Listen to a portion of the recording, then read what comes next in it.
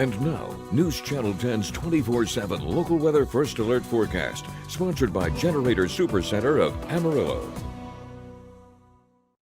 Well, good Friday morning, everyone. We're waking up to yet another morning of rainy conditions around the region. The good news is these moisture chances are set to continue. As you can see here at the time of recording, just before the 5 o'clock hour, seeing widespread rain showers around a lot of the region. And that's our next weather makers, that this is continuing, and yes, we are expecting snow looking ahead in the forecast. So let's take a look at our high definition model, and we're going to just jump right in here, take a look at those rain showers continuing to progress from the southwest to the northeast here as we go throughout the day. You'll see them very scattered in nature. I think much like yesterday, our afternoon, we might see a quick little break in activity. Really not as much of a break as yesterday, but maybe there's going to be a time where maybe those showers lessen a little bit later in the afternoon. But you'll see going into this evening and tonight, we see that resurgence of moisture again throughout the area, more widespread rain showers. But you'll notice, though, by 3 a.m., we're starting to see some snow showers up in the northwest, and they do start to expand our direction as we go on into the morning hours of your Saturday. So as you're getting out of bed tomorrow, looks like you're going to be seeing some snow around much of the area, with snow totals generally heavier off towards the west. That continues to make its way through. We could still be seeing some snowfall, some rain mixed in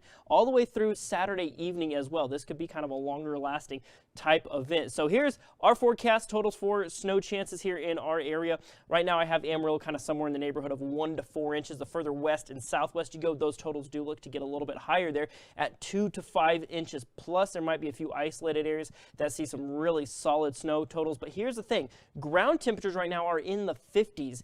That's going to make it really hard for that snow to stick. So a lot of that snow is going to be melting. So it really depends on how heavy it comes down. So we may have times where maybe there's an inch or two on the ground at a single time, but it probably ought to melt off pretty quick. We're not really expecting any too wild of implications on your roadways, but of course, keep an eye on it and keep it locked here with News Channel 10. We'll provide you updates as we get into this event.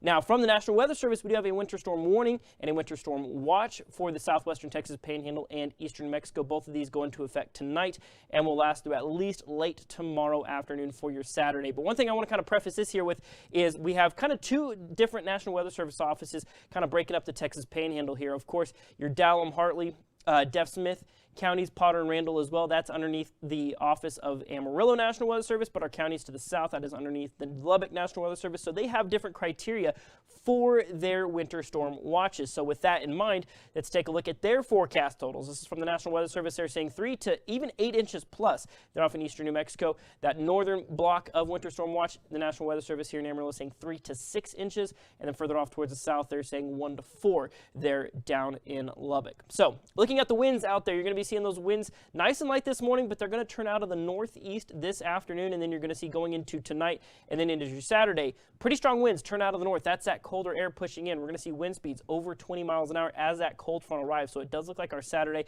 is shaping up to be pretty cold along with that snow. Obviously, we need the cold for that snow to really get going. If it does get warmer and that cold front's not as strong, well, maybe we'll see more rain mixed in.